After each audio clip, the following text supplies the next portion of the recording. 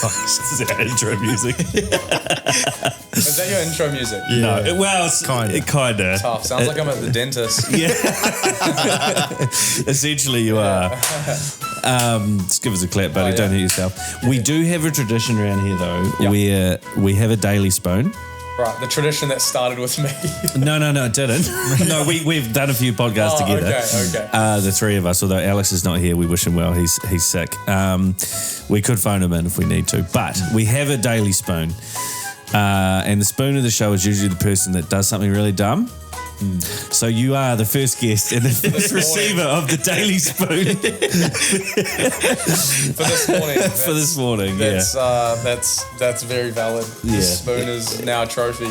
A little bit, yeah. So we'll pull that back. But anyway, right. Let me just get my notes up here, and we can edit this bit out. Hang on, wait. I need that music again. Okay. Alrighty.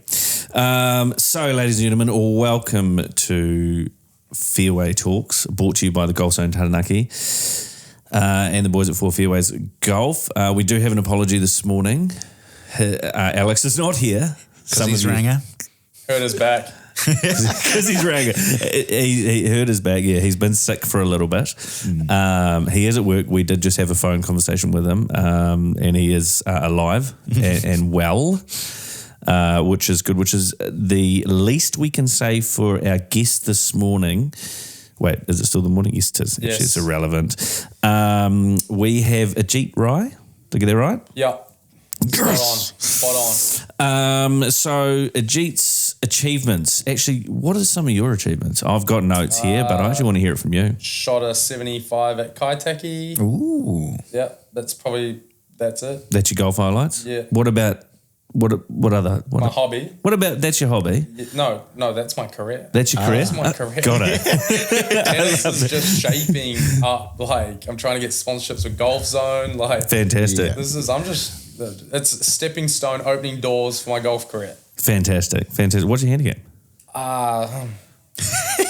It's gone. I actually have lost my membership, so I don't have a... What was your last official handicap? Like 11. Oh, that's all right. He's better than you. He is, yeah. And you play every day. And I'm shit. No, that's like a temperamental handicap. That's the cards I want to hand it.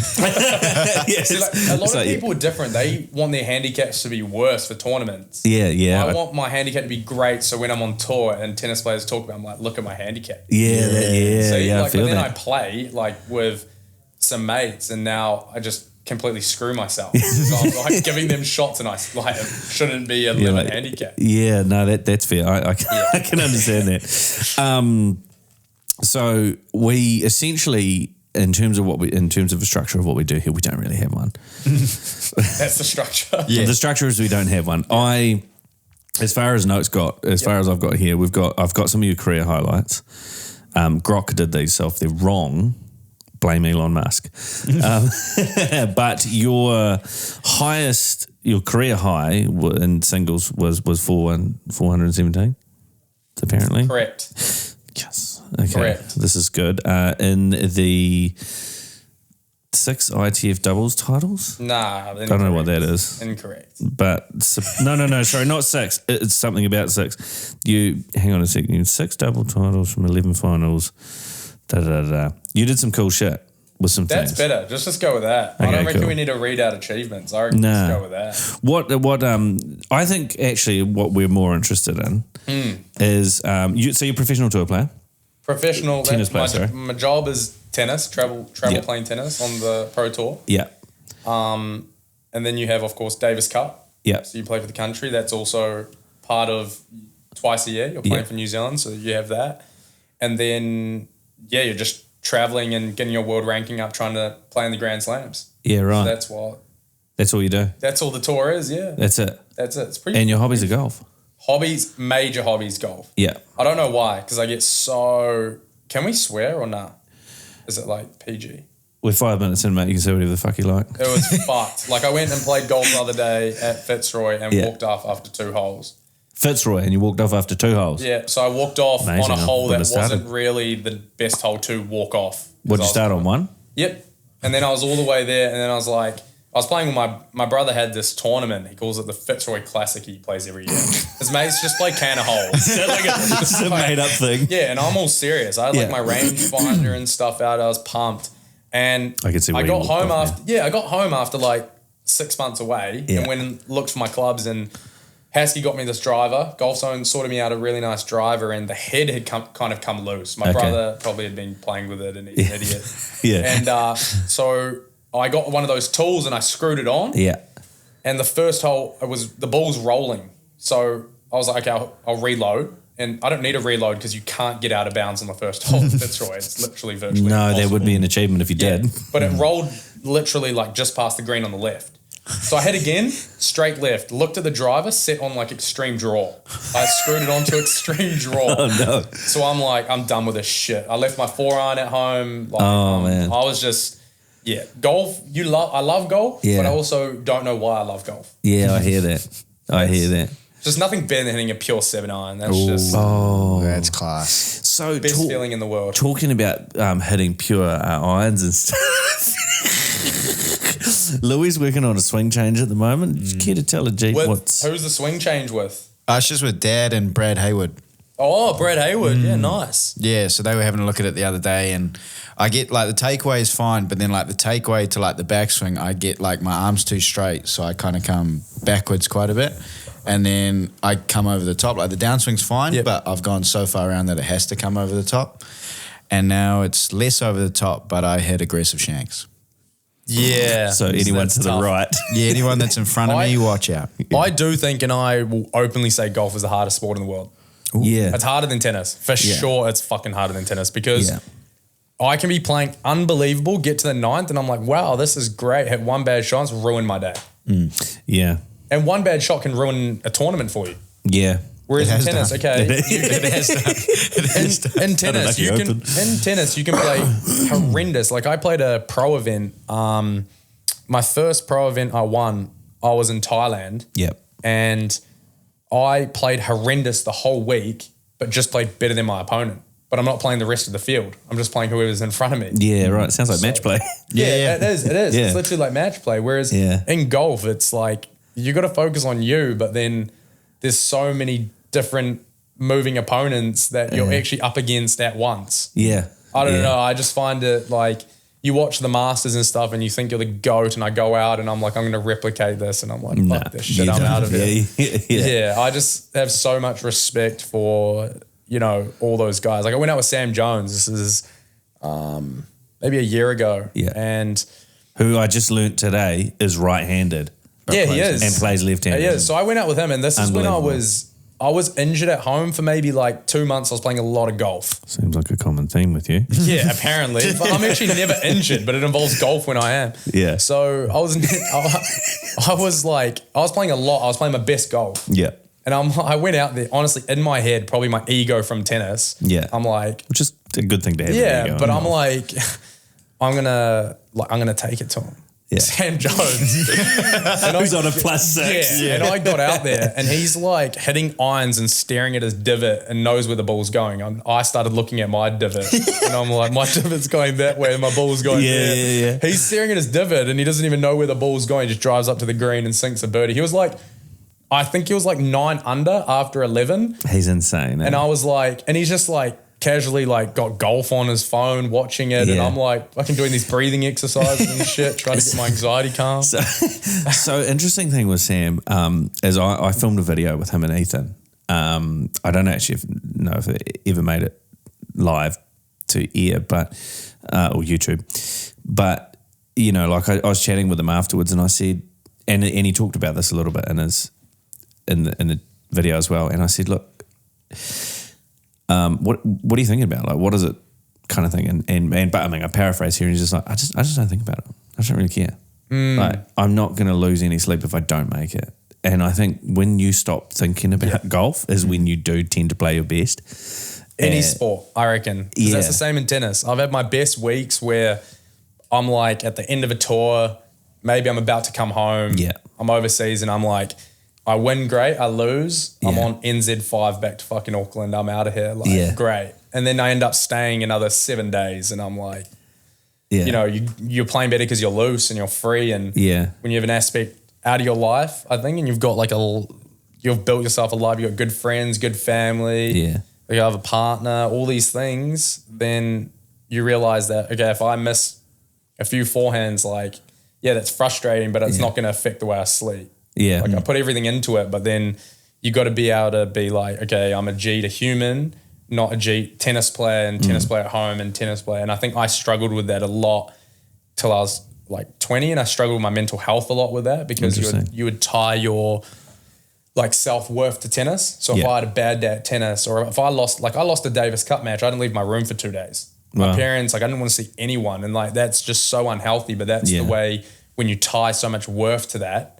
Whereas if you realize, okay, I had a bad day at tennis, like, fuck that sucks, but I'm like going to go get better and work hard, but let me go spend some time with my family and realize I'm like, you're more than just an athlete. Yeah. So that's important. That's actually really cool because one of the things that Louis is really passionate about is actually mental health. Yeah. And he's he's the kind of guy you could sit with for 2 or 3 hours and just shoot the breeze with.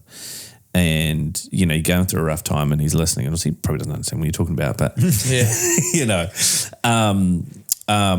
that's actually really interesting. How have you you know, obviously you've had those days where you spend a couple of days and after losing something, what have you done now to get over that? Like, yeah, that's a good question. I think, like I'm very open with the mental health side of things. I never used to be until I think going through school, I used to ride that wave of, okay, I'm a great tennis player. I can get away with going to classes and stuff like that. And you get treated different and you're soaking it all up. But then you realize it's kind of a double-edged sword because you got to be developing as a person, not just as a tennis player during that period. Yeah. And I think when I got, to that, I actually got injured, funnily enough, this injury, but 10 times worse. Yeah, right. So I was out for 9 months. Oh, man. And I was I was working with like Land Rover, and I was young and working with some cool brands, and kind of the phone stopped ringing for 8-9 months, and people stop who you think you're really in touch with and stuff. Like even some New Zealand coaches who I won't name, but they stopped calling because you're not really relevant to them anymore at that period. You're off the scene. And I was number 2 in New Zealand at 18. Wow. Like I was young. That's an achievement. I was playing well when I was young, but when I got injured, I was really struggling with my mental health because I'm like, well, who is Ajeet as a person? This is the first time I've actually had to stop and be like, and break it all down. Who am I? If I take tennis away, who am I? And I wasn't stoked with like the person I kind of was because there was no development, and it was just riding tennis achievements in New Zealand. Like I'm number 1 in the country now, but I don't really look at that as an achievement. Like, cool, it's great to be number 1 in the country, but you're a big fish in a small pond. New Zealand's 100%. A little tiny place. Yeah. So if you're consumed about being number 1 in New Zealand, the rest of the world's carrying on. I want to be best in the world. I want to be playing Grand Slams. I want to be winning the biggest tournaments in the world, not being number 1 in the country. Yeah. So, which is cool. It's a stepping stone. Yeah. But I think at that age, it consumed me and I didn't get to develop. And now, you know, I'm working with like a sports psych and talking to someone about things. I have a sports psych and a just normal psych. Yeah. Different 2 aspects. And I think just accepting that it's okay to like not be okay, which is cheesy, but also just you developing. I think you just got to always be seeking to develop as a person, and sports should actually, like tennis is my life, but it's not who I am. Yeah. If that kind of makes sense. Yeah. Like you're still underneath it all, you're a person. Yeah. So I think when I was young, I was very, very, very insecure, I felt like, and that's where kind of my ego, it was like nearly a little bit fake. It was kind of like I felt like my ego tried to protect who I was because I didn't want anyone getting too close to me because I was super vulnerable and didn't want to show that. Yeah. So you would try to be this like tough guy and cool guy and do all these cool things and, you know, all this stuff. And I don't think, to be honest, now it's like being raw and authentic has brought me the most joy in my life. Yeah, cool. I've got like a beautiful girlfriend who, you know, she knows about everything I go through, and my family are the most supportive people, and all the sponsors I work with now. Like even the Nike people when I became a Nike athlete, I speak to them openly about that stuff. Yeah.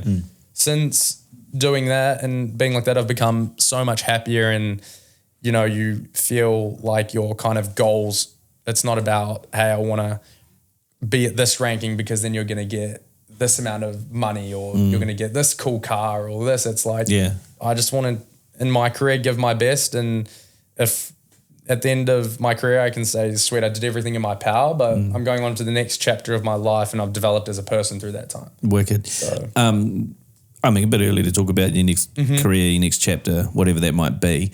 Are you doing anything outside of tennis in terms of study or anything like that? Yeah, so it's actually interesting because when I was 17, I was considering going to college. Right.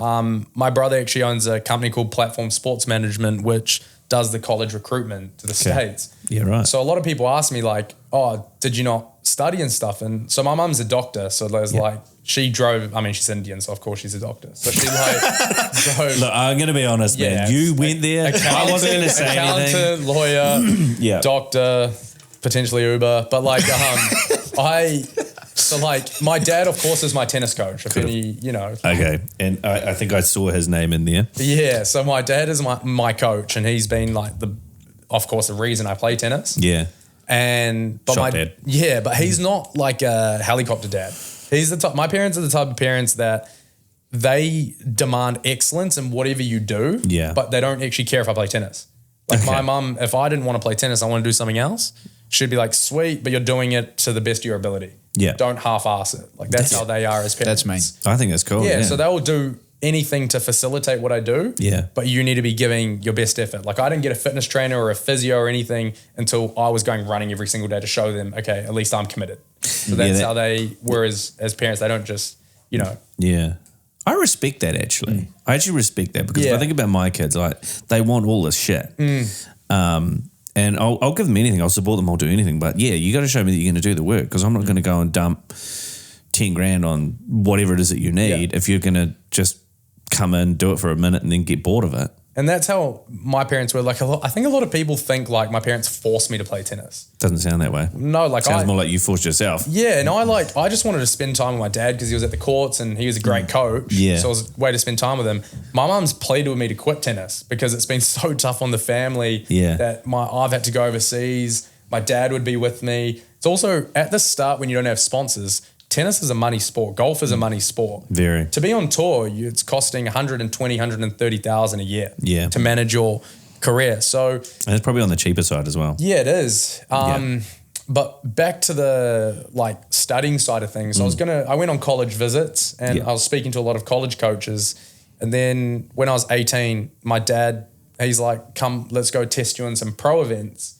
And I ended up winning a tournament, which made me like the youngest Kiwi to win a pro event. How good. Yeah, so it was like kind of, I think borderline a fluke, but I actually just played really well and like I always had the level that I could play up really well. So when the level was higher, it's even like me in golf. If I go play with someone scratch, I'll play better. Yeah. But if I play with like my mates, aka Cole Harrop, who's like horse shit. I'll go and like can't even hit the ball off the ground. Yeah. So it's like when I play with someone good, I always rise my level. Yeah, you do. I know what that's like because I've been that guy. Like, oh, fucking dog shit. And then I play with Louie and like, I actually played pretty well. Yeah. Oh, I parred the back nine. Yeah, you know? Like you go out like out there any other day of the week, man, and it's like, like used all my 10 shots on the first hole. Yeah, and it's because it's like you have more urgency and care and stuff. So after that, because New Zealand comes under the ITF, which is International Tennis Federation. Yeah. They come under they have their own funding grant. So I got a massive funding grant, which was like a huge sum to go pro. Yeah. So I said to them, okay, cool, this fund's great, but can I take it after college? I want to go to college for a couple of years. Ooh. I want to, because my mum really wanted me to go to college. Yeah. And they said, no, you need to take it now. So I went pro early. Yeah. But then I've also done a lot of like property is where I want to go after, like, because that's what my dad did as well, like development and that type of stuff. Fantastic. So you want to own property? Yeah, and like I want to do a lot of property development side of things, which I'm already trying to. I mean, all my money from tennis is going into that. Good man. Where I want it to go, but also I've got a lot of people around me that are super savvy on that side of things. Do you own property yet? I do not. No, that's fine. No, that's fine. I do not. No, that's fine. Because right now, every bit of income I make, reinvest into my tennis. Yeah, of course. So if I earn whatever you had, 250,000 a year. Yeah. Every single one of those cents goes into my tennis again. Yeah. So right now it's not really for me about buying property now. Yeah. It's not like my parents, that's what my dad does. Yeah. He owns like in Wellington and stuff like that. And he does property development. Yeah. So when my career's done, I mean, I'll do stuff with my dad, and my parents are the type of people that everything they've built are for the kids. That's how they look at life. Yeah, generational wealth. Yes, which is how my dad and mum don't look at anything they do for them. They look at how they can support their family. So that's how I want to look at when I have a family. Yeah. That's what I want to do generations down. They're not the type of parents that are like, you're out of the house at 18, pay rent. At your own home. Yeah. I had to, man. Yeah. I had to. But at some point I had to get used to it. It's been different because from 12 years old, I've been traveling the world. Yeah. So I'm not really at home for more unless I'm injured. Yeah. So fucking bullshit. But yeah, that's what I'd want to get into after. Also like tennis commentating and stuff. I just love talking and stuff like that. And I think the biggest thing for me, which studying can't buy, is the connections you make along the road, the connections I've made. Like I've even been mentored by the coolest people. Like of course the Barrett boys that took me under their wing early. Yeah. Dan Carter, Martin Guptill, these guys, anytime I need advice, just pick up the phone and call them. One guy who was unreal with mental health, especially in the last few months when I was struggling, was actually Anton Leonard Brown. Yeah. And he's a huge mental health, like speaking about it, advocate. Yeah. And what that's made me realize is now the next generation down, especially coming from Taranaki, is how can we help those athletes grow in any sport? How can we get more international athletes from Taranaki? Because we have the facilities. Hell yeah. Like I gym at Boys High. Yeah. I still go back to Boys High. They have ice bath, sauna, best weights room. Like, it's the best thing ever. I was there this morning and I fucked my back. Yeah. Too cold. It was freezing. Too cold. Didn't warm up. I was going to say, there's a lot to be said about a pre-warm up. Didn't warm up. There is. Yeah. You know, actually, I'd be curious to get your thoughts on this, actually. So the council/government has just invested, if you could call it that, $3.8 million into putting some Tim Tams on the road for bicyclists. I personally feel like they could have taken that $3.8 million and built a velodrome for the bicyclists. We have a velodrome. Exactly. That's what I said to him as well. Yeah, but they could have made it better. Wait, what? So bikers just bike on the road anyway. I know. My point. So we're in New Plymouth. I know. No one's around. They want it to be a 15-minute city. We've only got 15 cyclists out of the 60,000 people that live here, man. So what's the point? So what, my mum was telling me the other day, because she's like, I've got to go to the other side of town. It is a mission. Because we live in Highlands Park. Yeah. And she's like, I'm like, I mapped it. It was 12 minutes. Yeah, it's absurd. It's bullshit. It shouldn't be. I was like, have you been to Auckland? I know. The city of Doom. And I'm not even kidding. I was just in Dubai. Yeah. It took me 45 minutes to get at 1.2 Ks. Holy fuck. Yeah, no. The problem is we're complaining about nothing here. I personally think that's an absolute waste of money, and they should put that money into sport. Yeah. But I guess in all fairness, that is where I'm coming from, is they want us to be a healthy city and all this kind of shit. I get that. I respect that. That's awesome. However, we don't have our land is not set for it in terms of, like, you don't want to bike from the other side of town to the middle of town. You don't. I have a very interesting history, self-proclaimed, of course. And when I was working in live sound and stuff like that, I would ride around on an electric skateboard. Okay. And I utilised the walkway every day to ride my electric skateboard from home to town because it was easy, it was quick. It took me less time to ride the electric skateboard than it did to drive. Yeah. We don't need to add bicycle lanes to help those sort of things, you know. No. But it's more the health and safety stuff. Because like by that massive hill in Blagden, the old radio station or whatever it was, if there's an ambulance that needs to get past, no one can pull over because the Tim Tams are all there. So they're all just backed up in school traffic, and then there's nowhere for an ambulance or anything to go. So it's like someone's dying in the back of an ambulance. They can't get past. What a shame. I also think it's the culture of, like, I don't actually think any of that's a problem. We've got if you want to be active, you've got every possible access in Taranaki, in New Zealand. Absolutely. So it's all just, I think if, like, cafes, for example, open at 7 o'clock. Yep. If they open at 6 a.m., people will start going at 6 a.m. and earlier, which will then, they'll want to go to bed earlier. Yeah. So everything like Australia, 6 a.m. people are running. People are starting to get after it. Yeah, it's a little bit colder, but if you open a cafe earlier, people want to get their coffee, then okay, we have 2 hours to work. How can we fill that time? Yeah. They're going to want to go to the gym. Absolutely. So I think it's actually nothing to do with like throwing money at like stuff for cyclists on the road. Like we're in New Plymouth. Yeah. You've got every access. It's like, how can we change the culture of like people's mindsets on things? Yeah. When you go to Australia, I'm in bed at 8:45 if I'm there because my girlfriend lives in Noosa and I'm up at 5 a.m. Yeah. And then you go outside and it's warmer, but everyone's running. There's like those run clubs and stuff like that. And people are swimming. You get up here at 8 o'clock in Taranaki and it's like you're a workhorse. You're up at 8. What a legend. People want to sleep until like 10:30, 11. Like, it's a waste of a day. Yeah, I don't get it. I feel bad if I'm not out of bed. Like, I'm guilty. I'll get out of bed like 7:40 or something. But my alarm's at 6 and I'm awake. Yeah. I'm doing stuff.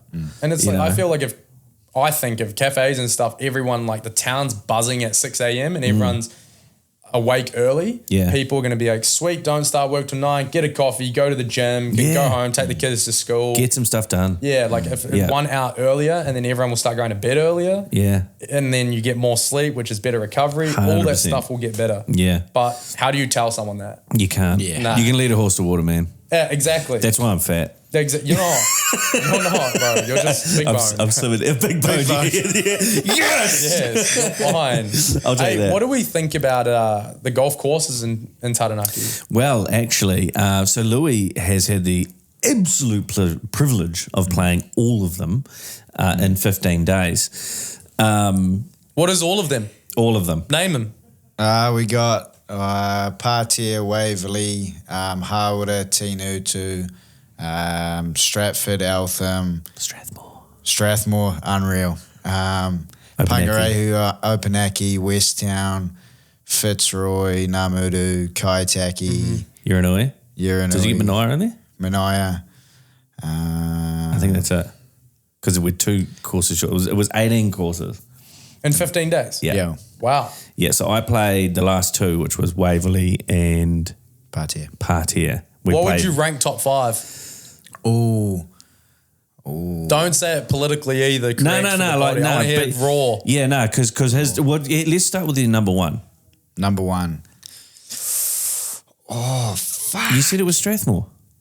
Oh, yeah, I'd pick Strathmore. Where is that? Exactly. Yeah. It's a 9-hole, it's just paddocks, but it is honestly the most beautiful golf course. Like, it's just out the back of Stratford. Like, okay. You got to open the gate, make sure the sheep don't like escape and shit. Like, it's $2 green fees. Yeah. You know, like. That's the other thing that pisses me off is people talking about how expensive golf in New Zealand is. It's so cheap. It's not. It is so cheap. Yeah, man. I am in Noosa when I'm there and my girlfriend's dad, we go play golf. It's like $100 green fees every day I play. Yeah. Yeah. You go here and it's like that's a week's worth of golf, man. Yeah, Namudu's like a pro course. I think you can really. It's up there. Yeah. It's good. It's a good course. It's like, a non-shit course. Yeah, you could bring a good golfer like off the tour and play there, and he would enjoy it. Yeah, he's not going to be like, oh, this is a recreation. Like Sam. Yeah, he enjoys exactly. It. Yeah. And how much a green fee is there? $40? 65 now. It's gone up. Okay, steep. But at the same time though, that's for the most expensive course out of 18 courses within an hour's drive. That's not bad. And it's New Zealand dollar. Exactly. Yeah, so that's like golf is 4 rupees Australian. Yeah, golf is so cheap here. Yeah. Yeah, it is. Again, $2. I mean, I played Opanaki on Monday, $20. 18 holes. I'm stoked. Fitzroy, $20. I'm stoked. Fitzroy, $20, 18, and it's such a fun course. All day. Yeah. So you could go and pay your $20 at 9 a.m. Yeah. Do your front 9 in the morning and then pop back 6 again. hours later and then do your back 9. And they've also got a greenkeeper who holds people accountable now. He goes around checking everyone. Yeah. They need to though, because the Fitzroy being in town where it is gets a lot of traffic. Guilty. Yeah. I don't particularly love playing Fitzroy because it's like there's the one course I've been most closest to being hit on from stray golf balls, and they're not mine. Ironically, you know. I think the thing about Fitzroy, if you love playing like tricky golf, is you can get rewarded for playing so shit. Yeah. Fitzroy. I can play up to 3 different fairways and find myself on the green. Yeah. Putting for par. Yeah, which is absurd. Yeah. Which is absolutely absurd. So what's your first golf memory? Definitely going. I remember my dad had like cut down some clubs. He got some actually from Grant Moorhead's dad. Oh yeah. Yeah, when the pro shop was at Namudu. Yep. I remember that's my first ever. I would go there, and I remember I used to just get yelled at for talking in people's backswings. And my cousins are the he used to play. His name's Sanjay Modgill. Yeah. And I think I know him. yeah, he was good. He was a good golfer, and like I would go with the Modgills and stuff. And then Kishan Rai, he was also my another cousin. It was a golfing family. Like, they all played off scratch. Yeah, right. And then I'd go and I'd just be like my ADHD at like 7 years old, and I'm just like yelling. And then I just used to get ripped out all the time. So I was like, I don't want to go to fucking golf. Like, I just get in trouble. Yeah. And then I remember I started, like, people started talking about golf a little bit more. And I'm like, it's just like tennis. Like, you just swing it like a forehand. Yeah. And I used to play with baseball. So I used to, not even this thumb, it was like that. Yeah. Oh, so I wow. used to just play. Actually, Geordie plays like that. He doesn't interlock. He doesn't. Yeah, if you look at his, He goes like, so Geordie goes full like that. Yeah. So I used to do that when I was young. And then who changed it? Maybe my uncle or something changed it to interlock. Yeah. Which felt a little bit better. But my grip is like a tennis grip. I have like a forehand grip. So people come and try to change my grip and stuff. And I'm if like, it works, man, don't. piss off, man. I'm not here to get coached. I was like out to have some fun. But yeah, that was probably family. Playing with your family is probably the first golfing memory. That's pretty cool, man. Yeah. That's pretty cool. Saying like, having my own golf clubs, like a little tiny bag that used to I thought I was so cool. Walking with my dad, I'd have the golf bag, and that's probably my first golfing memory. That's pretty cool. Yeah. Who's your hero? You're allowed to say your dad. It you talk a lot about your dad. It is. And I sense a very special relationship there. I think my dad as well, like seeing the adversity he's gone through. Like, he was a refugee from Uganda. Right. They lived in Tokoroa, and then like Tokoroa, dude. Do you know where that is? It's by Wellington, eh? No, it's like near the Tron, man. It's like inland. It's a tough. Like, they were refugees in state housing. Wow. And then, my uncle owned a law firm here, Till Henderson. Oh, and he owned Till Henderson, and then one of my other aunties became a psychologist. My dad became an accountant and did property development. Another one became a teacher. So like seeing the adversity they came through, and then so just seeing the sacrifices I guess my parents have made for me. Like, how can you ever, like, of course you see heroes that they've done amazing things, but I think when you truly know what someone's been through and learn how they're kind of put together, then you kind of want to be like that. You know? Yeah. Property is a good thing to be into too, man. Yeah, I mean, it's the best way to make money if you do it right. Yeah. If you know what you're doing, you can. Yeah, and I just think I've got the right people around me to do that. Yeah. I think, like growing up in Taranaki, it's been the best thing ever. Yeah. The support of people like Paul here at Golf Zone. When I wanted to start playing, he got me my set of clubs and stuff. And anytime I come in, he looks after me. And he has no real reason to do that. But I think he just loves seeing people from Taranaki do well. Yeah. Yeah, he does. He loves the sport, man. Yeah, and it's just so good having people like that. I have like Central Finance and the Haribs supported me a lot over kind of my career. And, not a lot of people have really, they don't need to do that. They don't owe you anything. But when and even people that haven't financially like sponsored me or whatever at the start, but have also just always been there for me and guided me. I've got so many of those people in Taranaki. So when I come home, to me, no matter how good I get at what I do, nothing really changes. Yeah. Just do the same thing. That's really cool, man. I mean, at the end of the day, you put your pants on the same way I do, man. Yep. One leg at a time. But that's actually, I was at the tennis courts 2 days ago, just training with my dad at Hiwatoki. Yeah. And this lady comes down and with her kids, and one of the kids played soccer on the weekend. And I'm like, oh, how's your soccer? And she's like, oh my God, you remembered?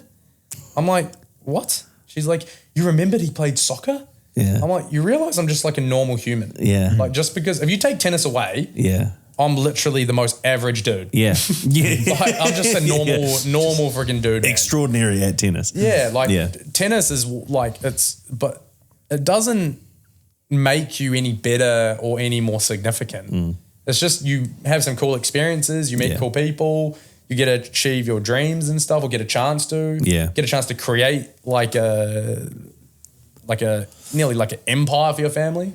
But take that away, you're just normal. Yeah, you just It's like just treat everyone. I think that's the biggest thing I've learned. And I was guilty of it when I was younger that I didn't. It was just like treat everyone the same, because also you don't know what people are going through. Yeah. Everyone's going through some type of like, if someone saw me this morning and they said hello to me and I was like, hey mate, they don't know that I'm dealing with the most extreme back pain. Yeah. But they probably think I'm pissed off at them or I'm a dick. Yeah. But I'm just like, I am a dick and I'm dealing with back pain. Yeah. However, hi. Yeah. I'm still here. I clawed myself off the couch and I got here, cancelled twice and turned up. No, you did, man. It kind of worked out because we had an opportunity to sit down and just talk amongst ourselves. And Paul sat down and he's never sat in the hot seat. I loved it. I think he did. He did actually. He did love it. He did. So we, I believe, need to wrap this up because you've got a 12:30. Yes, do. And you probably need about 11 minutes to get out of here and down the car. stairs. Yeah, I need about 40 to get to the car. Fantastic. So Louis got some, I hope 10 quick fire questions. This is how prepared he is. I like it. Yeah. What's your go-to karaoke song? Sweet Caroline. Oh, that's class. At Icons. That's class. Yeah. That's class in there, eh? Yeah. Favorite food? I know you wankers are thinking Indian food. I wasn't. No, I was. I wasn't. I'm hoping you're going to say something American. Nah, I actually love like just burgers. Ooh. Gamma Rays or Burger Fuel. Oh, yeah. Oh, God. Yeah, that's stupid how good that is. Yeah, I love it. Yeah, same. Favorite color? Green. Green. Okay. Yeah, even though I'm wearing more blue. No, that's fine. Green. Favorite place you've been to in the world? New Zealand. New Zealand? Nice. What's one place in the world you want to visit? Maldives. Nice. Maldives, yeah. Favorite tennis player of all time? Federer. Fair. You miss him now that he's gone. You miss him more. Same like Tiger. You don't appreciate it till they're gone. Yeah. That's Tiger. Goated. Oh. Fastest serve that I've hit. Yeah. Clocked was 224 Ks. Ooh, what's your best or most memorable win or match?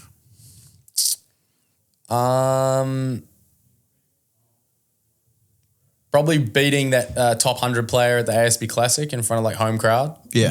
I thought I was God leaving that court. That's awesome. I had like blonde hair and shit. I looked like such a cock. And I walked off and I thought I was the man, eh? Yeah. And I got home and then mum calls me and she just started talking to me about something completely irrelevant. Didn't even know I'd finished my match. Because they were at a wedding somewhere overseas. Okay. She knew I'd like won, but she called me and she's like, I just want to tell you about what happened at the wedding. I was talking to someone today. Yeah. This is like 10 minutes. I got off the court just being top 100 player. I'm like doing media and shit and my mum's calling me telling me about this. I was like, great. That's so cool. Yeah, That's awesome. Mate, like my mum, like you would think a mum, like the kid's number one in the country. Yeah. She goes down to watch me play, like practice, and she's just so amazed at like how my dog can collect tennis balls and everything. I'm like absolutely lacing forehands for 40 minutes, have not missed one. Yeah. And my mum's just like, okay, I'll see you home. Oh, that's awesome. Couldn't really give a shit. That. I'll get home. I'm telling you right now, my back will be sore, whatever. I'll get home. There would have been like, I'm telling you right now, because I'm going to send you a video. My Nike packages would arrive. She'll get pissed at me that they're in my in the way. Yeah. All these boxes. She'll get me to like clean your up. mum. I like your mum. She's like, awesome. Discipline, mate. Yeah, I love it. Man. She couldn't give a shit. I am exactly the same. Get your lunchbox out of your bag and rinse it. Yeah, I remember I was sponsored by Mercedes and I turned up in this car and I was like, I think I was pissing her off because I was messy and stuff. Yeah. She's like, stop rolling around like you think you're a god. It's a rental. She said, or it's a sponsor car. It's not even yours. Oh, man. I felt so little. Yeah, thanks. She's keeping you humble, man. Yeah, I was like, she's keeping you. Mercedes aren't that great. Nah, Mazda. I'm a Mazda man now. Come on, Mazda. Yeah, I used to sell Mazdas. Yeah, good. Nice. I got one more, and that's Go for it. favourite event to play in, but I'm going to guess it's the ASB. It's actually not. See, assumption makes an ass out of you. It's actually not. My favourite events playing is Davis Cup. Oh, yeah, true. Playing for your country, playing with the boys, individual sport. It's like Ryder Cup and all that stuff. Yeah. How sick is that? Yeah. Unreal. Like, Yeah. You know Aaron Rye's my cousin? Well, I do now. Yeah. No, he's not, but I would say he's my cousin. You can make that up. Hey, though. Rye, I'm just going to start that out there. I'm do it. going to message him on Instagram. Yeah, do so it. I think I'm at a place where he would actually reply now. Soon find And I'm out. like, dude, I'm on the tour. I'm a Rye. You're a Rye. Like, let's just be family. Let's just be family. Do you know, I'm practically cousins with his old man. Dino, Yeah. Oh, true. Yeah. your dad gives me so much shit about my golf every time I turn up here. Just tell him to fuck up, he's old. I literally turn up and he like takes a deep breath in and I'm like, here we go. He would have just smoked a dart and he's coming just ripping me out. Is he cutting back? He's cut back. He used to be a pack a day when he was working at I used Frontier. to be a packer. Yeah, legend. Because I could afford it. He's the John Daly of Golf Zone. Yeah. Oh, yeah. Yeah, without the overswing.